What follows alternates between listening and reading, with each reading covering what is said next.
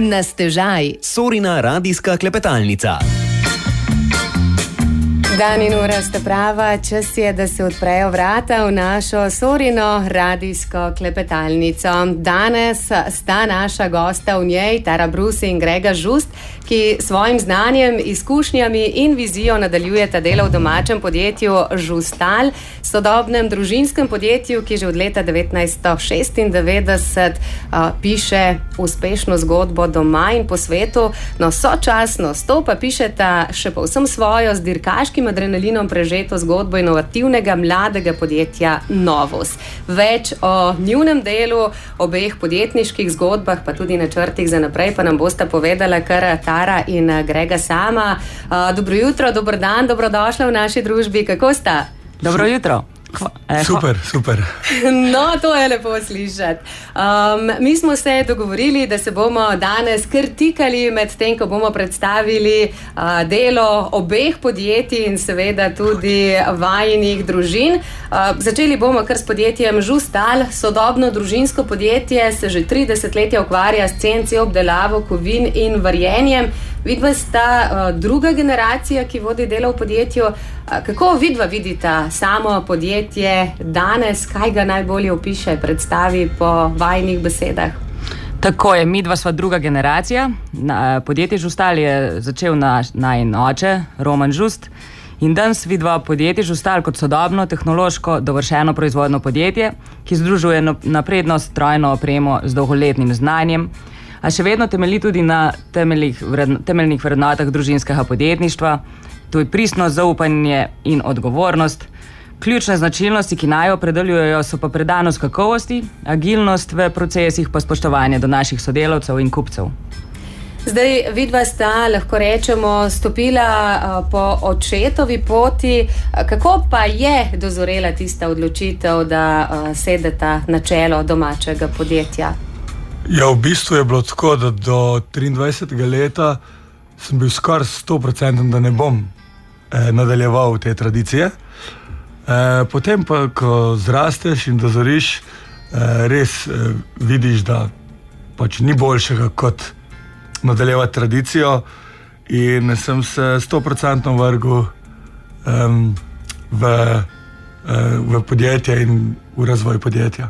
Tara, kako je bilo pri tebi? Pri meni je bila precej podobna zgodba. Jaz sem kariero začela v drugih podjetjih, tako da sem šele potem pri 25 začela sodelovati z Gregom v Žustalu in sedaj bom v Žustalu 10 let, čez 3 mesece, in sem res navdušena, da sem se tako odločila. Kakšen izziv pa je bilo prevzeti delo utečenega podjetja, ne nazadnje stopiti na pot, ki jo je začrtal oče, pa tej poti nekako dodati tudi svojo vizijo razvoja, ne? Generacije vendarle drugače gledamo na stvari, na samo delo, na sam potek življenja, ne nazadnje.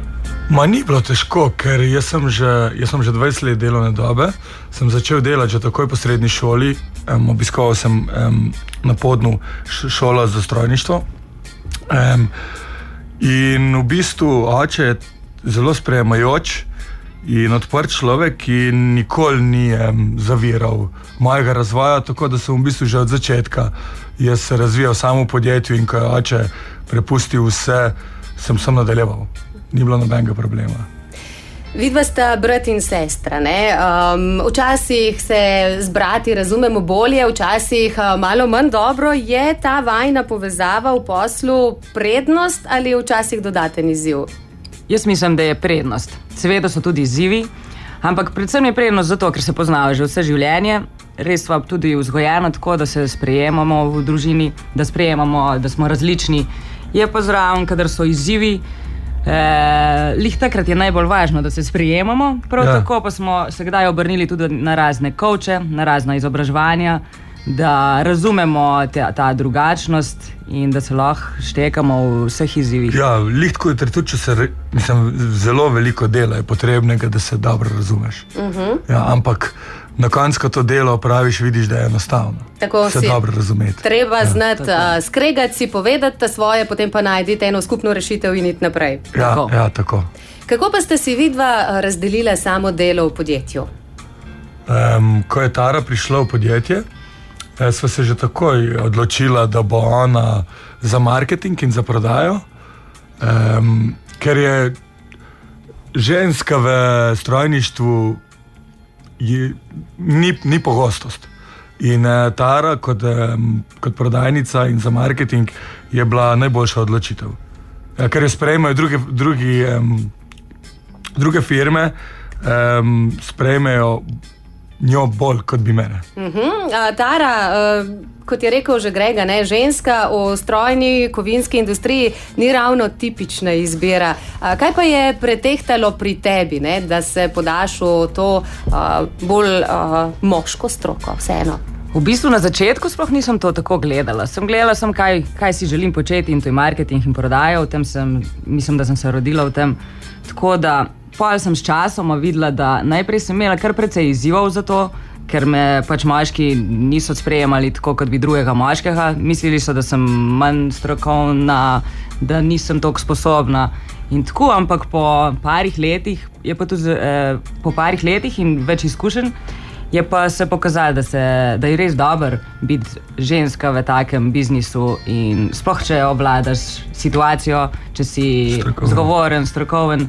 Tako da se mi zdi, zdaj mi je to res dobro. So bile tiste prve sladke male zmage, ko si tudi največjim dvomljivcem strokovno dokazala, da veš, kaj se greš, ne? Še posebej sladke. Tako je, res. No, vidva sta na podjetniško pot stopila relativno mlada. Kako zahteven izziv pa je pravzaprav danes podjetništvo za mlade? Ne? Vidva poslujeta na mednarodnem nivoju, verjetno ni tako enostavno, kot morda zgleda tako na prvo žogo. Jaz mislim, da je bolj enostavno, kot je bilo 20 let nazaj. Ker več je priložnosti, samo ven iz cone udobja moraš stopiti, ne smeš biti v coni udobja, nič ne pride samo od sebe, ampak prepričan sem, da je zdaj bolj enostavno, kot je bilo takrat. Kako stopiti iz cone udobja in še kakšno drugo zgodbo pa vam zaupamo v nadaljevanju, zato ostanite v družbi valov Radia Sora. Na stežaj. Radijska klepetalnica Na Radiu Sora. Ja, takole odpiramo vrata naše radijske klepetalnice in nadaljujemo druženje s Taro Brus in Gregom Žustom iz podjetja Žustal in podjetja Novus. Nekaj smo že povedali o vama in vajnem delu. Zdaj, če pogledamo na splet, o spletni izkaznici podjetja najdemo 3 delovna področja Žustala: reskanje, žična erozija in varjenje. Po čem je največ povpraševanja? Kaj pravzaprav počnete v Žustalu? Največ povpraševanja je po nekih zahtevnih projektih, predvsem v znanosti ali pa za vesoljsko znanost. Tam je zmeraj neki projekt, ki je zahteven. Nikoli ni povpraševanja po izdelku, ampak po celem projektu. In tle smo res dobri, ker se znamo posvetiti temu projektu tako, kaj treba. Omenil si vesoljsko znanost, sodelovanje s CERN-om je zagotovo eno najodmevnejših sodelovanj tu na našem koncu. Tara, če se ne motim, si bila prav ti pobudnica za tole znanstveno raziskovalno zgodbo. Kako se je začelo? To se je začelo leta 2019, ko sem zagledala na internetu, da Gospodarska zbornica Slovenije in pa Spirit organizirata slovenske dneve v CERN-u. Mi smo že prej sodelovali z znanstveno industrijo, zato sem bila sigurna, da imamo dovolj kompetenc, da se lotimo še CERN-a. So pa seveda imela tremo. Veliko tremo. Na to so se vsem prijavila, šli smo v CERN, že prej smo naredili en projekt za njih, tako da so lahko pogledali našo kvaliteto, nad katero so bili navdušeni. Potem smo šli v CERN, tam jim smo imela največ sestankov od vseh slovenskih podjetij, okoli 30. Nabavniki so bili navdušeni in začeli smo res dobro sodelovanje od takrat naprej. Mlada ekipa, očitno zelo prepričljiva. Kaj so vama pa rekli stanovski kolegi, ki so verjetno z zanimanjem in radovednostjo spremljali vajino delo in pravzaprav vajin preboj v svet znanosti? Ja, vsi zelo zadovoljni. Nenormalno, vsi srečni. Ja, mislim, Same lepe stvari, no. Od leta 2019 že sodelujete s CERN-om. Kako pravzaprav izgleda to sodelovanje? Kaj delate za nje? Za njih večinoma delamo reskane kose, pa žično erozijo in pa varimo tudi. Tako da cel asortiman, kar mi... Pa sestavljamo tudi, pa cele projekte, lahko nam naročijo nek sestav, ki gre v trkalnik, ali pa nek sestav, ki gre samo v skladišče, ali pa v antimatter factory, recimo, ki imajo tudi tam. In oni naročijo sestav, mi pa ga naredimo iz nule. No, vidva sta v CERN-u tudi bila, ti si že omenil tale hadronski trkalnik, ki buri domišljijo vseh bralcev Dana Browna.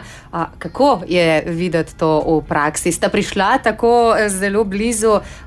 Kakšno je pravzaprav vzdušje v CERN-u? Tako, znanstveno, ne vem. Kot en znanstveni študentski kampus. Tako, ampak ko pa priješ tja, pa ko takrat trkalnik ni delal, so imeli prenovo in je bil odprt, tako da smo lahko šli 100 metrov pod zemljo, ga gledati od blizu in nič ti ni jasno, ko to vidiš, ker je milijon kablov, milijon vsega in tisti serviseri, ki so servisirali, ti so ne vem, če so vedeli, kaj delajo, ker tam mora biti 127 ljudi v službi, da trkalnik dela. Če eden od njih manjka, trkalnik ne dela, ker je vsak ima toliko specifično stvar. In tako znanje, da brez enega pravzaprav ne more funkcionirati nič. Ja, tako je. Kako pa je potem izgledal tale povratni obisk v Žireh? Tudi predstavniki CERN-a so bili pri vas in bili izjemno navdušeni nad vami in vašim delom, kot smo lahko prebirali. Ja, res je. Prišli so potem oktobra leta 2019 in naredili audit. V bistvu sta prišla dva s katerimi sodelujemo. In bila sta navdušena že nad samimi prostori, nad samim kadrom v podjetju in pa nad našo strokovnostjo. Takrat sta bila pri nas v bistvu en dan, peljali smo jih normalno na kosilo, pregledali smo celo podjetje, pregledali smo varilstvo, pa reskajne, naš 5-osni stroj, tako da v bistvu so bile same pohvale. Ja. In to je zagotovo dalo tudi dodaten izziv za delo z njimi, glede na to, da gre za znanstveno raziskovalno ustanovo, ki se z odkriti lahko pohvali vsak dan. Kako zahtevno pa je delo z njimi? Kako sproti, pa običajno verjetno zelo, zelo hitro morate vi reagirati na njihove želje, na njihove zahteve, ideje in potrebe? Ja, v bistvu moramo biti zelo natančni, zelo dosegljivi. Naši dobavni roki morajo biti krajši kot do drugih podjetij. In točni. In čist točni, ampak smo pa res se uspeli vse to zorganizirati in nam ta sodelovanje res lepo gladko teče. Prav tako zahtevajo visoko kvaliteto, zato smo tudi pridobili 2 ISO certifikata, pač eden za kvaliteto ISO 9001, potem pa še za trajnost ISO 14001. Tako da nam v bistvu sodelovanje s CERN-om je našo kakovost in zanesljivost res dvignilo na povsem nov nivo. In gre tu za partnerje, ki te resnično sili k rasti.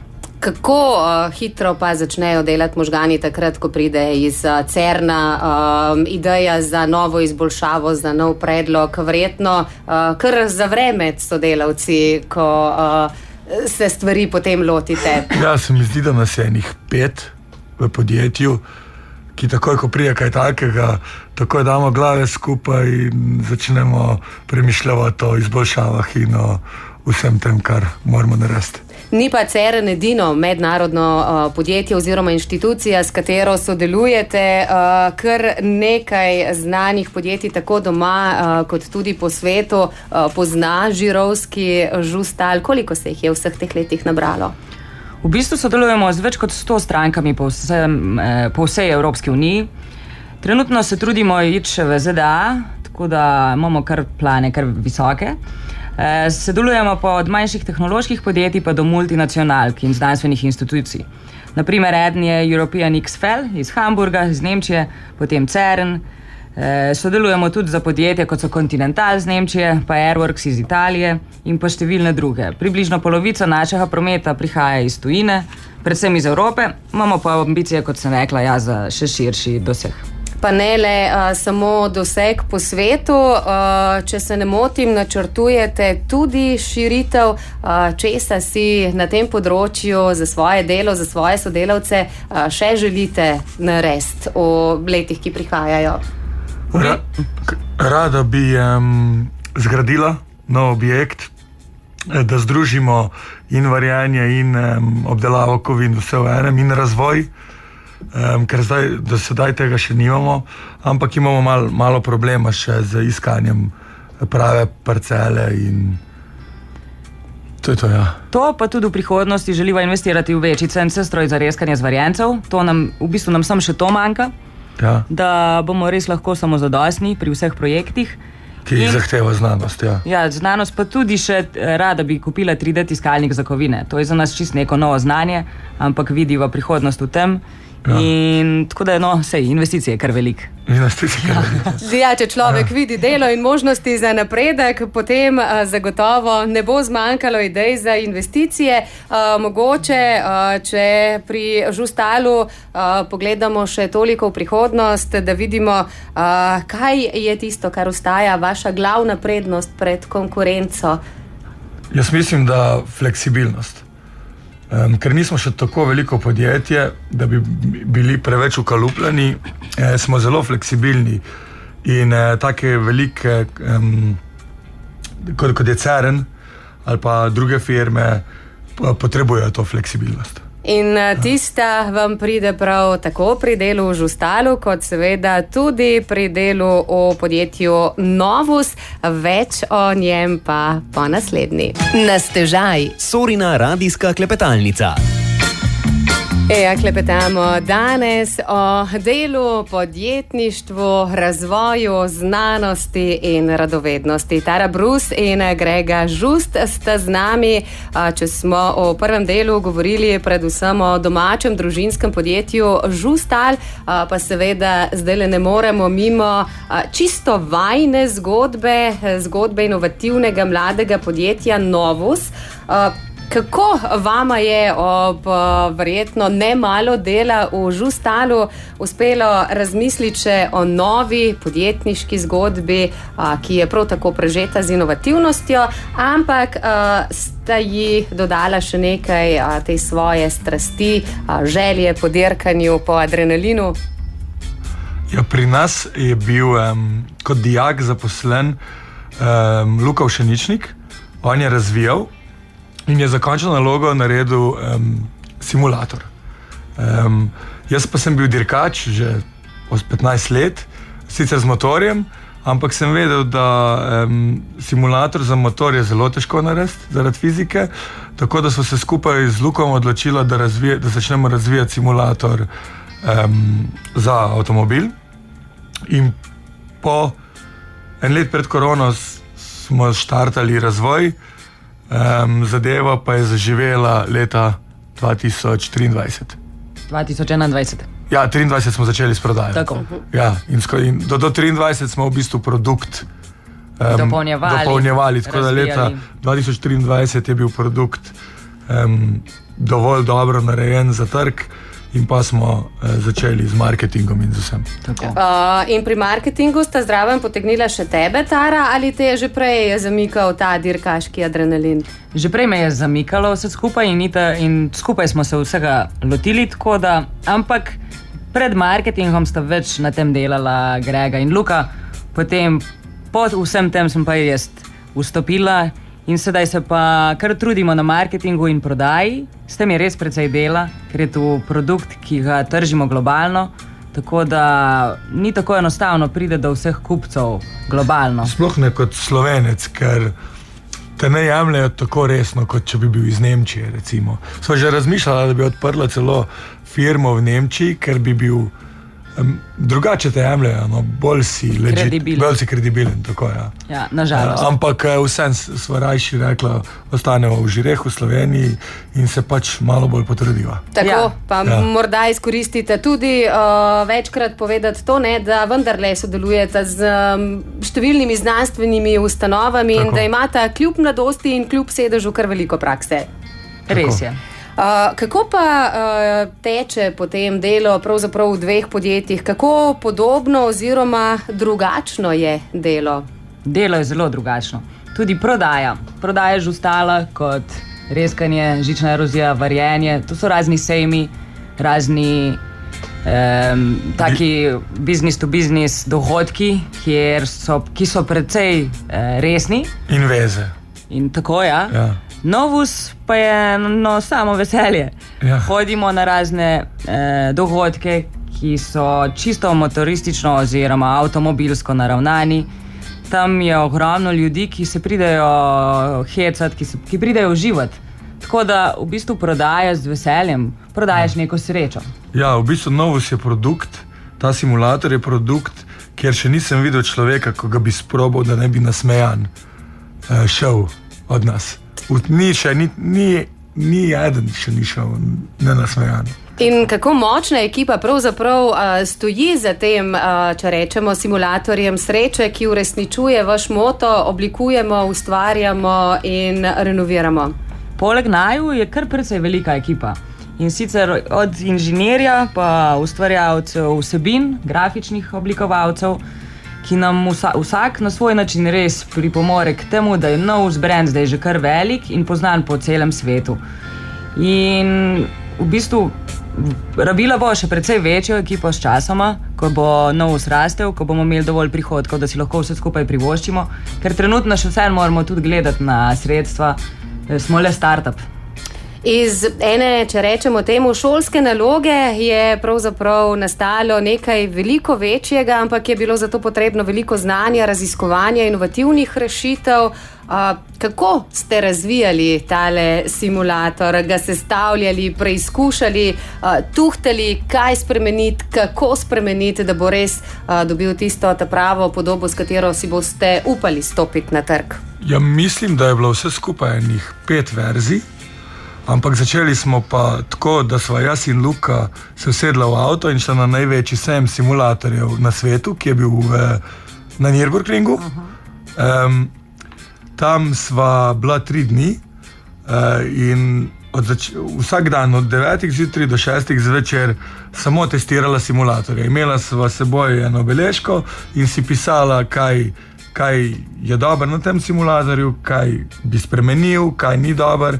In ko so prišla domov, so pregledala zapiske in se odločila, kako bo naš simulator izgledal. Tako, zdaj pa je bilo treba to znanje prenesti še v prakso, te želje še udejaniti. Kakšna zanimiva zgodba iz delavnice, iz tega časa nastajanja? Ja, je kar dosti enih zanimivih zgodb. Recimo, imeli smo že narejen simulator, cevi iz aluminija, tudi tam, kjer imamo zdaj železne kose, so bili aluminijasti. In smo že mislili prodati ta simulator in srečo ga nismo, ker smo pa čez 14 dni videli, da so se pač oni aluminijasti kosi, ki bi mogli biti železni, so se skrivili. Če bi recimo naredili to, bi verjetno ne bi nič naprej več prodajali, ker bi že prvem kupcu prodali slab simulator. Ja, to je ena izmed takih, drugače je bilo pa še en kup zanimivih. Recimo naš brand ambasador je Miša Čajrudin, to je najbolj znan influencer iz Nürburgringa. Vsi so nam govorili, da do njega je res težko priti, pa je potem Tara mu samo pisala mail in se je odzval na mail, ja, ali grem na Makarsko na dopust, se ustavim še pri vas. Takrat smo potem šli najprej na večerjo, z njim je bila še njegova punca, ki je Hrvatica, Megi. Takoj smo se ujeli in drug dan, ko je prišel k nam na simulator, je bil navdušen nad simulatorjem. Ja. Tako da smo se že takrat zmenili za to sodelovanje. Ja. In tudi to je bila naša najboljša odskočna deska v marketingu do sedaj. Saj imamo sedaj simulator na Nürburgringu, pri Mišatu. On je res prepoznaven po celem svetu in je v bistvu, kličejo ga kralj Nürburgringa. Imajo ga zelo radi, tako da je za nas res nekaj dobrega, super reklama. Super reklama. Ja. Tako, ampak te super reklame ne bi bilo brez super izdelka. Kako pa se vidva spomnite tistega dne, morda, ko je simulator dobil končno podobo, ko ste pa gledali van in rekli, evo, to je to pa zdaj lahko damo iz rok? Ja, mislim, da za nas končne podobe še zdaj ni dobil, ampak največ je bilo, ko vidiš ljudi, ki pridejo testirati ta simulator, kako so zadovoljni, ker za njih je to že končna podoba. Jaz zmeraj vidim še detajle, ki bi jih lahko spremenil, ampak največ sreče dobiš od teh ljudi, ki testirajo tvoj simulator na sejmih ali pa v showroomu v Gorenji vasi. Tisto je res, vidiš samo veselje in tam se največ napolniš z energijo. Kdo je bolj radoveden, kdo se raje usede na stol pa preveri, kako je videti tole dirkanje v živo, ženske ali moški? Jaz mislim, da oba. Ja. Kar se tiče naju. Ja. Na splošno? Na splošno pa tako je, da če imam kakšne team buildinge, pa da je recimo 5 moških pa ena ženska, bo zmeraj najhitrejša ženska. To pa je ta ženski firbec, ne? Ampak to zato tudi najhitrejša, v 4 krogih je najhitrejša ženska, ker ženska me posluša, ko jo coacham, moški me ne poslušajo nikoli. Moški sam gas in je že tekmovalnost. Ja. Pa ego, ne moški. Tekmujejo, drugi pa znajo. Ja. Pa bomo tukaj postavili piko, da se komu ne zamerimo, pa seveda v nadaljevanju povemo še kakšno več o samem simulatorju, najprej pa glasba. Na stežaj. Radijska klepetalnica Na Radiu Sora. Klepetamo danes s Taro Brus in Gregorjem Žustom in odkrivamo skrivnosti mladih podjetnikov, ki pišejo uspešne zgodbe v žireh in po svetu. O Novusu smo nekaj že povedali, da gre za, lahko rečemo, produkt oziroma izdelek, ki prinaša srečo, da so odzivi nanj zelo, zelo dobri. Kako resnično doživetje hitrosti pa pravzaprav tale vaš dirkalnik ponudi uporabniku? V bistvu ni toliko za doživeti hitrosti, ker adrenalina ne dobiš tako, kot ga dobiš na pravi stezi, ampak je bolj za učenje točnega bremzanja, pospeševanja, linije. Potem pa, ko enkrat osvojiš simulator, pa tudi že dobiš malo občutek adrenalina in občutek hitrosti, zaradi tega, ker tudi ti postaješ vedno in vedno bolj hiter na simulatorju, in ko pa imaš okoli sebe še kolege, ki so enako hitri kot ti, potem pa je adrenalin tam. Ja. Potem pa je že tekmovanje, kdo bo boljši, kdo hitrejši, kdo bolj akcijski. Zdaj ti si prej že sam rekel, še vedno tale simulator nima končne podobe. Koliko in kako pa ste ga v tem času od tiste, prvotne različice, ki ste jo poslali na trg, do danes že nadgradili? Od prvotne smo ga malo, ga nismo veliko, smo samo nekaj dodelali, da je malo bolj modularen. Zdaj smo v drugi fazi modularnosti, kjer razvijamo še par novih stvari, da bo še lažji in še bolj modularen, ker naš simulator je najlažji na svetu, je edini iz aluminijastih cevi in je tako 50 kg lažji od konkurenta. Ja. Nismo ga pa, samo malo smo ga predelali, da je bolj modularen, drugače pa nismo veliko spreminjali, ker spreminjamo ga, ko vidimo odzive kupcev. Kupec nam da kritiko, največkrat veliko pozitivnih kritik in 20% negativnih, in potem se osredotočimo na tiste negativne kritike in jih probamo implementirati v simulator. No, in ko pride do tega, da je čas za spremembo, se tudi, če gre za majhno spremembo, v tem skriva kar veliko dela, ne? Kako zahtevno je pravzaprav to delo v ozadju, da potem lahko uživamo v stvareh, ki so videti tako na enostaven način zastavljene? Če imaš zaposlenega takega developerja, kot je naš Luka, pa je to enostavno. Za naju staro. Ja. Ker on se veseli takih nalog in jih res rad dela, in samo da mu midva dava zeleno luč, da lahko popravi nekaj ali pa razvije nekaj novega in problem je takoj rešeno. Za vse nas je pa vse enostavno. Tu pa prednost imamo tudi, da vse sami proizvajamo v Žustalu, tako da imamo celo proizvodno in-house in lahko tudi vse skupaj hitro potem dokončamo ta razvoj. Ker če bi imeli podizvajalce, bi vse skupaj se vleklo takoj pol leta za vsako majhno stvar. Ja. Tako pa v bistvu združite znanje obeh podjetij in lahko hitreje, lažje in učinkovitejše napredujete v obeh koncih.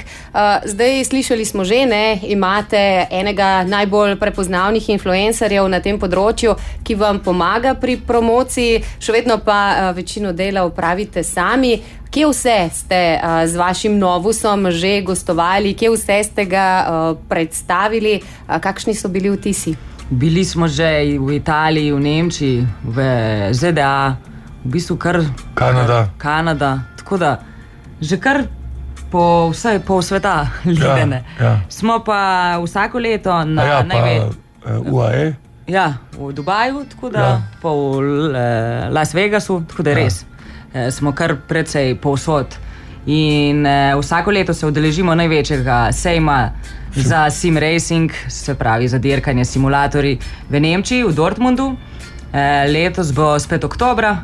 Potem imamo tudi možnost, da vsak preizkusi naš simulator v Gorenji vasi v našem showroomu, tako da so prav vsi lepo vabljeni. Potem konec meseca gremo na Poljsko, na en ogromen dogodek, avtomobilističen Ultrace. Pa kot smo že govorili od Mišata, da imamo vedno simulator na Nürburgringu in tja se tudi zelo, zelo radi vračamo, saj tam je pa avtomobilistična meka. Ja. Mi pa se bomo za trenutek ali dva ustavili še v domačih krajih, showroomu v Gorenji vasi. Dajmo biti malce bolj natančni, da me ne bo potem kdo držal za kravatalc pa rekel, nič niste povedali, kje in kdaj in na kakšen način. Showroom je v Gorenji vasi, bolj natančno v industrijski coni v Todražu, tam, kjer imamo v najemu prostore za Žustal in za Novus. Smerokazi so povsod, tako da ni problema, tudi na Google Maps lahko najdete naš showroom. Je pa odprt v bistvu vsak dan od 7 do 3. Ja, oziroma po dogovoru, ja, tudi kakšne team buildinge lahko organiziramo. Ja, to je to. In je to ena taka zanimiva izkušnja, ki, kot smo že rekli, pričara nasmeh na obraz in prinese veliko dobre volje. To je verjetno tudi ena od želja za naprej. Sicer pa, česa si še želite za tale vaš Novus? V bistvu najbolj si želimo še razširiti ponudbo teh produktov za naš simulator. To je glavni cilj trenutno.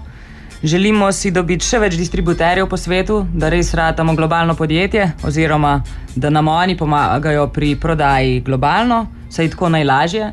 Mi ne želimo si tako širiti ekipe, da bi ekipa bila po celem svetu in potovala, ker potem bi mogla zaposliti vsaj 30 ljudi. Lažje je z distributerji po svetu, prav tako pa res verjamemo v naš produkt in tudi distributerji so zelo navdušeni, ko dobijo naš produkt v roke. Nam je pa zelo všeč, meni sploh, ko hodim veliko na montaže simulatorjev, ker vsak, ki kupi nas simulator, ima tudi svojo zgodbo odzad, ker to so večinoma bogataši. Vsak ima GT3 Porscheja doma, nisem bil še pri nobenemu, da ga ne bi imel.